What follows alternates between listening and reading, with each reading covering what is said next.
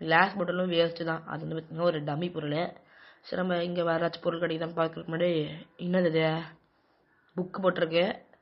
ஏதோ லெட்டரு போடா. எனக்கு லெட்டர் படிக்கலாம் இன்ட்ரெஸ்ட் கிடையாது.